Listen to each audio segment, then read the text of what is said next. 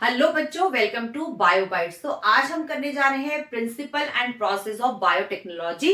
Class 12 का जो है बहुत ही इंपॉर्टेंट टॉपिक जो कि आपकी मॉलिक्यूलर बायोलॉजी में यूज किया जाता है वो है आपका रेस्ट्रिक्शन एंजाइम।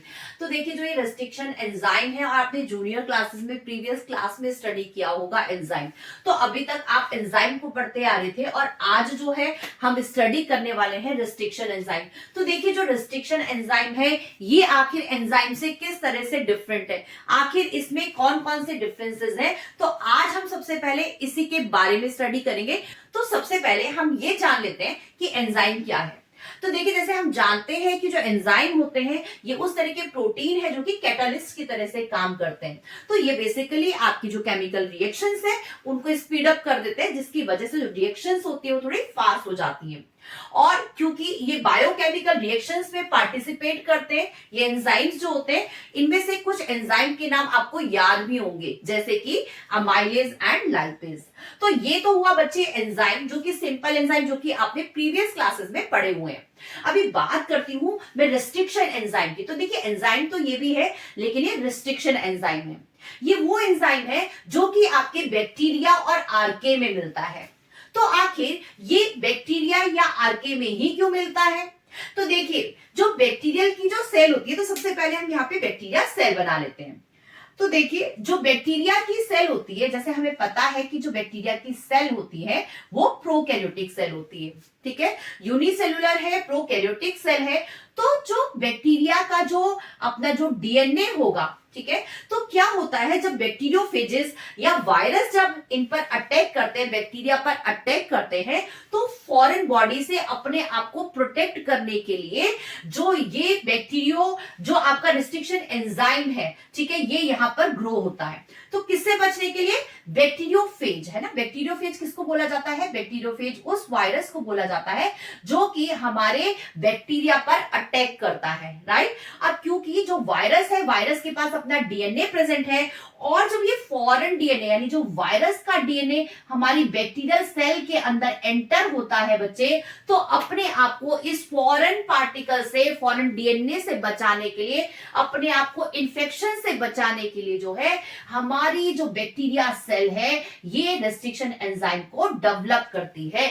यही वजह है कि जो बैक्टीरिया और साथ में जो आर्के होते हैं, रेस्ट्रिक्शन एंजाइम इनमें प्रेजेंट होते हैं, ताकि वो अपने आप को क्या कर सके, अपने आप को इन्फेक्शन से बचा सके। बिल्कुल सेम उसी तरह से जिस तरह से ह्यूमन बॉडी के अंदर जब भी कोई फॉरेन पैथोजन यानी फॉरेन पार्टिकल से बॉडी के अंदर एंटर करता है, तो जिस तरह से ह्यूमन बॉडी भी जो होती है उसके अगेंस्ट, ठीक है, अपने इम्यून सिस्टम के थ्रू जो होती है अपने आप को प्रोटेक्ट करती है, फॉरेन पार्टिकल्स को अलाउ नहीं करती है, उसके अगेंस्ट एंटीबॉडीज क्रिएट करती है। सेम इसी तरह से जो बैक्टीरिया है, बैक्टीरिया की सेल है, वो अपने आप को बैक्टीरियोफेज यानी वायरस से बचाने के लिए जो है अपने प्रिवेंट मतलब इन्फेक्शन से बचाने के लिए जो है वो रेस्ट्रिक्शन एंजाइम को बनाती है। रेस्ट्रिक्शन एंजाइम जो है वो बायोटेक्नोलॉजी में यूज किया जाता है, क्योंकि जो ये आपका रेस्ट्रिक्शन एंजाइम है ये आपके डीएनए को किसी पर्टिकुलर सीक्वेंस में कट करता है। तो जैसे हम जानते हैं कि जो हमारा डीएनए होता है वो डबल हेलिक्स स्ट्रक्चर होता है, राइट। तो जिसके ऊपर न्यूक्लियोटाइड एक प्रॉपर सीक्वेंस में जो कि अरेंज होते हैं, तो यहां पर जो आपका रिस्ट्रिक्शन एंजाइम है वो उसको डीएनए को पर्टिकुलर किसी स्पेसिफिक पॉइंट पर जो है ये कट करता है, ठीक है। सो ये होता है काम हमारा रेस्ट्रिक्शन एंजाइम का, क्योंकि ये डीएनए को कटिंग करता है बिल्कुल सेम उसी तरह से जिस तरह से टेलर जो है आपके कपड़ों की, जब आपके कपड़ों को स्टिच किया जाता है तो उससे पहले क्या करी जाती है? कटिंग की जाती है। या बार्बर जो है आपके बालों को क्या करता है? कट करता है। किससे कट करता है? बिल्कुल सीजर से कट करता है। तो इसीलिए हम रेस्ट्रिक्शन एंजाइम का दूसरा नाम क्या लेते हैं? मॉलिक्यूलर सीजर्स, क्योंकि यहां पर कपड़ा कट नहीं हो रहा है, यहां पर कट हो रहा है आपका डीएनए। किससे कट हो रहा है? सीजर से कट हो रहा है, रेस्ट्रिक्शन एंजाइम से कट हो रहा है। इसीलिए रेस्ट्रिक्शन एंजाइम का जो दूसरा नाम है वो क्या नाम है? रेस्ट्रिक्शन एंजाइम का दूसरा नाम है मॉलिक्यूलर सीजर। तो ये सीजर की तरह से काम करता है रेस्ट्रिक्शन एंजाइम।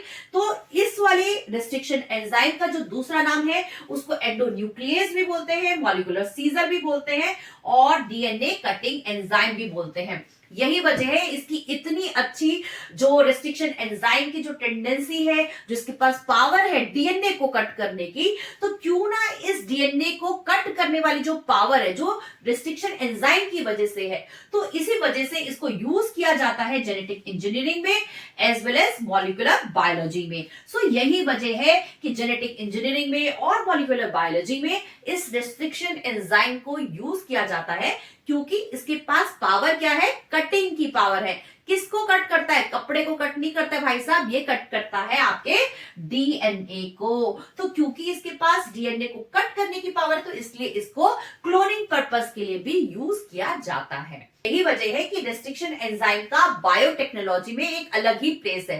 तो नेक्स्ट वीडियो में हम स्टडी करेंगे कि आखिर रेस्ट्रिक्शन एंजाइम किस तरह से बायोटेक्नोलॉजी में इतना यूजफुल है, आखिर ये किस तरह से काम करता है, और कौन कौन से रेस्ट्रिक्शन एंजाइम जो है अभी तक हमारे पास आ चुके हैं, जो कि आपके सिलेबस में है।